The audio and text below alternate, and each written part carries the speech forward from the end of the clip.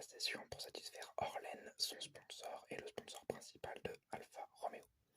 Enfin de Sauber, le sponsor principal de Sauber c'est Alfa Romeo et un autre sponsor c'est Orlen, donc c'est Alfa Romeo Orlen, c'est un des deux sponsors principaux. En FP2, Leclerc est le plus rapide de cette session devant un surprenant Lando Norris. Les radios d'Hamilton en essai libre se suivent et se ressemblent.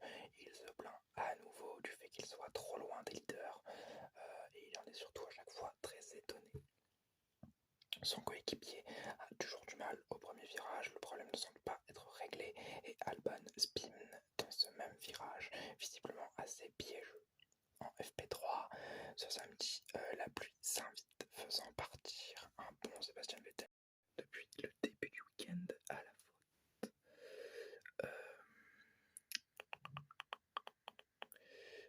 Qui casse sa monoplace. Sébastien casse sa monoplace dans le mur de pneus. Ensuite, un incroyable tour de Nicolas Latifi, premier de cette troisième session, avec des pneus intermédiaires battant un Charles Leclerc très surpris à la radio, qui finit deuxième, et un Albon P3. Les Williams sont visiblement assez à l'aise sous la pluie. On espère pour eux donc qu'il y aura de la pluie pour la séance de qualification, leur permettant peut-être d'aller chercher des points pour la course de dimanche. La pluie pousse à la faute ou au rattrapage certains autres pilotes comme Gasly qui spin, Norris, Leclerc ou Alonso qui récupère la voiture in extremis. Et donc voilà, c'est la fin de cette session sous la pluie en Q1, donc dans les qualifications. Des nuages menacent d'arriver avant cette séance qui pourrait nous offrir une séance sous la pluie. Donc la pluie est partie depuis le matin et donc l'après-midi. Le soleil un peu dérangé par la pluie, enfin par les nuages, excusez-moi.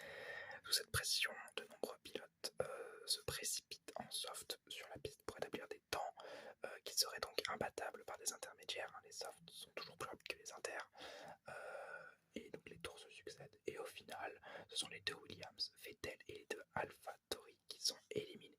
Gasly avait un temps qui passait en Q2, mais il est allé au large d'une limite de piste et les Williams sont définitivement assez mauvaises avec des pneus slicks. En Q2, Perez se voit annuler un temps toujours pour des limites de piste, mais le temps se voit réhabilité un peu plus tard, les commissaires de piste reconnaissant leur erreur. Ce qui n'empêche pas de sortir en Q2 les deux As, Stroll, Joe et le Mexicain qui n'améliorera pas ce temps qui est donc insuffisant et qui va laisser Verstappen se battre tout seul en Q3 et peut-être même en course. Alors que les Alpines, elles, semblent très rapides. Elles sont, je crois, 4e et 5e, si je dis pas de bêtises. En Q3, seuls Verstappen, Alonso, Sainz et Leclerc ont deux trains de pneus soft pour cette Q3, leur donnant un petit avantage, étant donné qu'ils pourront passer deux fois, ils pourront passer donc un premier train de nouveaux pneus et un deuxième train de nouveaux pneus qui leur permettra d'avoir deux temps quasiment flat out, donc quasiment à fond, alors que quand on a des pneus un petit peu abîmés, on est peut-être un petit peu plus précautionneux et on a moins de performance parce que la gomme est déjà un petit peu attaquée. Avantage confirmé pour Carlos Sainz donc, qui a bien poussé et qui prend la pole provisoire devant Russell et Leclerc. Au second passage, Verstappen se plaint d'un manque de puissance, alors que Leclerc lance son dernier tour comme Sainz. La pole se joue entre les deux pilotes Ferrari et c'est l'Espagnol qui prend la pole provisoire devant les Leclerc avant que Russell vienne cacher la fête des rouges en arrachant la pole position. Comme j'étais en train d'écrire la vidéo, moi en qualification, j'avais marqué et c'est Sainz qui prend la pole position. J'ai rayé, j'ai mis pole provisoire. Je m'attendais vraiment pas à que Russell prenne la pole position. Donc vraiment bravo à lui. Je vais vous donner la grille de départ de cette course en Hongrie. Russell est premier, Sainz est deuxième, Leclerc est troisième, Norris est quatrième, Ocon cinquième, Alonso sixième, Hamilton septième, Bottas huitième, Ricciardo neuvième, Verstappen dixième. Alors Hamilton a eu un problème de DRS, c'est pour ça qu'il n'est entre guillemets que septième, et Verstappen a eu un problème d'énergie et de puissance moteur, pour ça qu'il est dixième, dernier de Q3.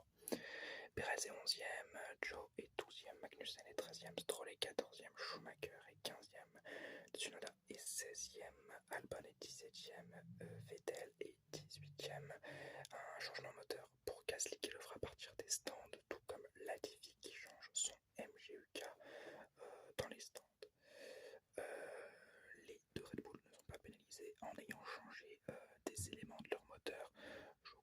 spécifications, donc rien ne change. Et c'est autorisé, donc elles garderont leur 10e et 11e place. On espère pour elles qu'elles réussiront à remonter durant la course.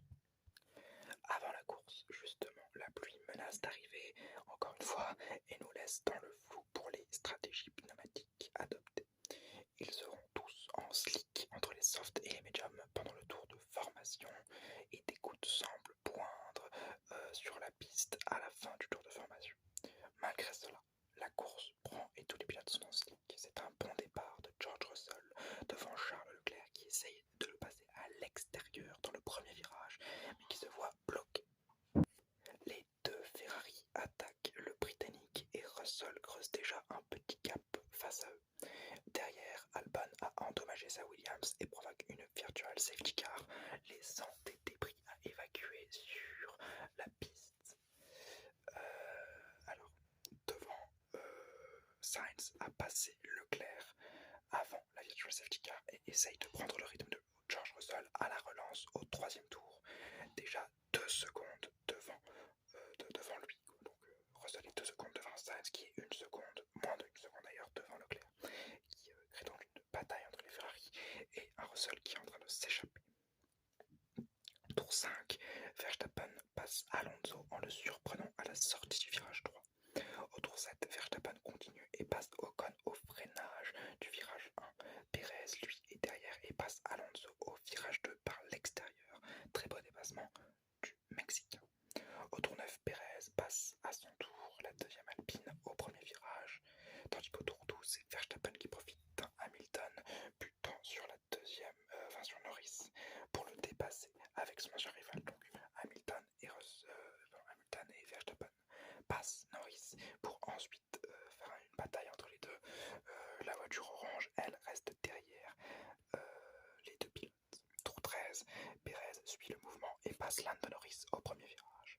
Tour 15, Norris réagit et il est premier à s'arrêter dans les stands. Alors que devant, Leclerc se rapproche de Carlos Sainz et que Sainz, lui, se rapproche de George Russell. Au tour 16, Russell pit en réaction à une fausse radio de Carlos Sainz dans laquelle on lui dit de pit. Et il laisse donc les deux Ferrari en tête. L'Anglais se bat à la sortie contre Fernando Alonso alors que Verstappen s'est aussi arrêté. Tour 17, Sainz pit réellement pour des médiums encore, l'obligeant donc à un 2e arrêt étant déjà parti en médium. Et laissant Russell devant lui au final à cause d'un arrêt un petit peu lent des Ferrari, il ne serait pas ressorti devant Russell même avec un très bon arrêt. Au tour 19, Perez pit et sort dans le trafic, tandis qu'au tour 20, Hamilton pit et au tour 21, c'est Leclerc qui s'arrête à son tour. Il ressortira 2e derrière Russell, mais devant Carlos Sainz. Alonso et Ocon pit ensuite et sont 10e et 11e à la bataille avec Ricciardo qui dépasse. Les deux pilotes alpines ont chaussé des pneus durs, donc compliqués à chauffer et visiblement assez peu performants. Tour 31, Leclerc passe Russell au freinage du premier virage par l'extérieur. Il est sur des pneus soft et est donc très rapide. Il s'empare de la tête de la course grâce à ça. Tour 35, Tsunoda spin provoquant un drapeau jaune sans gravité. Il est dernier en repartant. Tour 39, Verstappen pit pour des nouveaux médiums alors que quelques gouttes touchent le circuit. Cet arrêt oblige Russell à faire de même et Leclerc engage aussi un arrêt au stand pour des durs, alors que Russell, lui, met des médiums, laissant Sainz et Hamilton en tête de course. Russell sort derrière Perez et Verstappen, tandis qu'au tour 40, Perez laisse passer Verstappen pour attaquer Charles Leclerc devant lui, qu'il dépasse au freinage du premier virage. Stratégie horrible pour Ferrari, les durs sont compliqués à chauffer et ne marchent pas sur ce circuit, à l'image des deux Alpines qui les ont chaussés depuis 10 tours et qui n'ont quasiment aucun rythme. Mais au tour 42, Verstappen spin et laisse passer Leclerc alors que Perez et Russell se sont rapprochés et que Russell a même passé le Mexique. Tour 43, pit pour Perez avec des médiums. Tour 45, Verstappen attaque à nouveau Leclerc et le passe facilement une le monégasque n'ayant aucune traction en sortie de virage. On a l'impression que le pneu est littéralement sur de la glace ou même sur de la pluie. Il est obligé de prendre des trajectoires très bizarres, Charles Leclerc, alors que Verstappen, lui, eh bah, il en a de la traction avec ses pneus médiums et il le dépasse très facilement. Devant, Sainz et Hamilton ne pitent pas et sont toujours bons sur leur médium en tête de course. Au tour 48, tout de même, Sainz s'arrête pour des softs et ressort 5ème, alors que juste avant, Ricciardo envoie Stroll en spin au deuxième virage, sans réelle gravité, à part que l'Australien a un petit peu ruiné la course du Canadien. Tour 50, Stroll repasse Ricciardo et Vettel passe Guan Yu Zhou au premier virage. Les Aston Martin, excusez-moi, semblent très rapides. Tour 51, Hamilton pit pour des softs alors qu'en piste, Leclerc résiste comme il peut à George Russell qui a des meilleurs pneus en fait. Résistance qui est vaine car au tour 54, Russell passe Leclerc au freinage du premier virage suivi d'un pit du pilote Ferrari pour des softs ressortant 6ème. L'arrêt pour des softs était encore plus stupide. Il avait un petit gap par rapport à Perez qu'il perd donc de facto et il a des softs certes, ça marchera mieux, mais il pourra pas les rattraper de Tour 63, Hamilton passe Sainz au premier virage et s'empare de la 3ème place. Tour 65, Hamilton passe son coéquipier à la réaccélération du premier virage. Tour 70, c'est Verstappen qui remporte un Grand Prix de Hongrie qu'il semblait avoir perdu après le début de week-end qu'il avait devant Hamilton avec le meilleur temps en course et George Russell qui aura été bon durant tout le week-end mais qui n'aura pas pu convertir sa première pole en première victoire en Formule 1. Je vais vous donner la grille d'arrivée. Verstappen est donc premier, Hamilton est deuxième, Russell est troisième, Carlos Sainz est quatrième, Perez est cinquième, Leclerc est sixième, Norris est septième, Alonso est huitième, Ocon est neuvième, Vettel est dixième, Stroll onzième, Gasly douzième, Ricciardo 13ème, Schumacher est 14ème, Zhou est 15ème, Albon 16ème, Magnussen 17ème, Latifi est 18ème, Tsunoda est 19ème et Bottas DNF en 20ème position. Je crois que c'est un problème moteur pour Bottas. Les enseignements de cette course: Ferrari, l'erreur est italienne. Ça va plus du tout, les stratégistes sont à la rue et malgré le fait que Leclerc était exceptionnel durant ce week-end, Sainz opportuniste aussi, et les deux sont perdants. Une 4ème place décevante pour Sainz, il aurait dû être sur le podium, et Leclerc, il avait tout pour gagner, et Ferrari, lui, cache sa course. C'est décevant, c'est très décevant. J'en ai marre, personnellement. Le retour des clowns de chez Ferrari, ils m'avaient pas manqué, et ils vont pas me manquer non plus pendant, ils m'ont pas manqué non plus pendant cette petite intersaison là. On espère qu'au retour des vacances, ils auront pris des congés, peut-être des cours de stratégie, on sait pas, et qu'ils serviront enfin plus à ce qu'ils ne servent aujourd'hui pour enfin donner des chances à une Scuderia qui a pourtant une excellente voiture d'être dans la lutte au championnat du monde. Pas le gagner parce que là ça paraît quasiment mort, mais au moins de faire bonne figure et de ne pas paraître pour des clowns. Les Red Bull en attendant, c'est la meilleure écurie de cette saison, le meilleur pilote. Verstappen est meilleur que Leclerc cette saison, il faut voir la vérité. Et un board incroyable, vraiment. Le board Red Bull est génial. Christian Horner, on sait tous que c'est un gros patron d'écurie. Adrian Newey, c'est un excellent aérodynamicien. Et je crois que Red Bull a une stratège féminine, je ne me rappelle pas de son nom, mais qui est exceptionnelle. Si c'est elle qui fait les dernières directives de stratégie, elle est trop forte.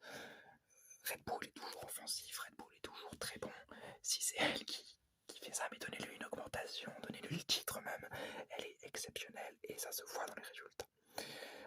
Petit point noir au tableau, c'est Perez qui est moins bon depuis certaines courses. Alors il se plaint et il se dit aussi dans les paddocks que ce serait à cause de Red Bull qui avantage un peu Max Verstappen.